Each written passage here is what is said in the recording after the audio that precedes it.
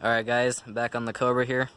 I got it up on these stands to weld in the subframe connectors because you do need the suspension to be loaded. Make sure that your chassis isn't flexed. So we just made these out of some tubing we welded together. It was made for one for each corner. It's about a foot tall. And another thing is I did end up removing my H pipe because just to help out, make some more space, and especially for welding this inner side here. We haven't grinded down the paint. Here, I'll show you on this side. We got this side done. Pretty much just grinded the paint off and made the metal clean on the spots that we're going to weld. I'm not gonna be doing the welding. That's gonna be my dad. He's more experienced than I am. I'm not too good at it.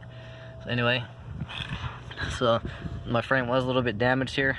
It looks like somebody hooked up a winch from a tow truck or something and messed it up, or whenever they jacked it up or put it on stands, they caved this part in, so it's mushroomed out, and they're gonna need a little bit of tweaking to fit in here.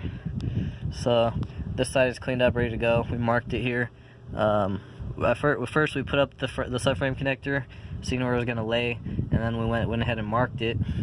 So there's a couple marks left here, and then we came back through and grinded it down.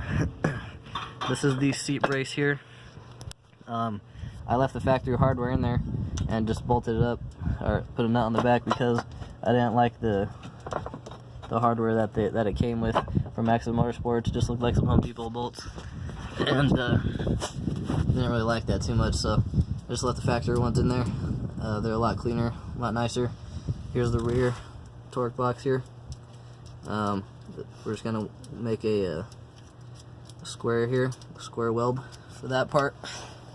You don't have to take down your H pipe.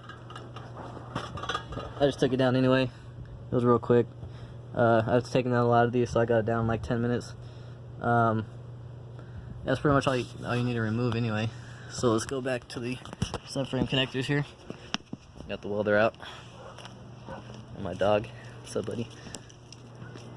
And we also, because I got the powder coated subframe connectors from Motorsports, so we had to grind down the powder coating in the locations that we're going to weld.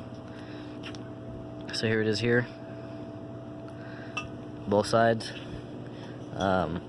This front piece, we did make a little notch here. We cut a little divot because there's a unlevel spot on the frame. I'll go back and show that to you. So we did it on this one, and it's the same on the other side too. And make sure you don't forget to grind these down and fill that hole, because they'll rust from the inside out if that stays open. So here on the side, we cut this little tab off. It's not gonna make any difference, you know. It's not gonna weaken them or anything in any way. So we got those. These, don't forget about these. These are like the last step. Once you have them on the car, this is going to be facing the floor here, and these just sit inside this little divot here. Add some extra support or something, I don't know. So we'll just go ahead and put those on there at the last step. We haven't grinded this section down, but we could do that once we get them on. So I'll go show you why we made the cutout. I'll go show you why we made this cutout here. Let's see if I can show it to you on camera. Okay, here it is. See, on the frame here, you're supposed to line it up and keep the angle right at this corner here. You want the corner of the subframe connector to match this angle here. So you can lay a ruler or something flat edge against it to line it up. And that tab, there's a little. This part is higher. This metal here is higher than here, so it drops down like a little step. And it was sitting like right about here, so we just took off this little bit of material here to match it. So it doesn't really make a big difference, but I just wanted to set it up nicely, you know. And yeah, it's dirty under here. I haven't got a chance to finish cleaning it. The only section that I've cleaned is this rear portion where when I dropped the IRS, and so all that is nice and clean. This IRS is clean. It's just a little rusty. I didn't want to repaint it or nothing. So, but all this is nice. So I'll work my way up. Well, since I have the car up this high,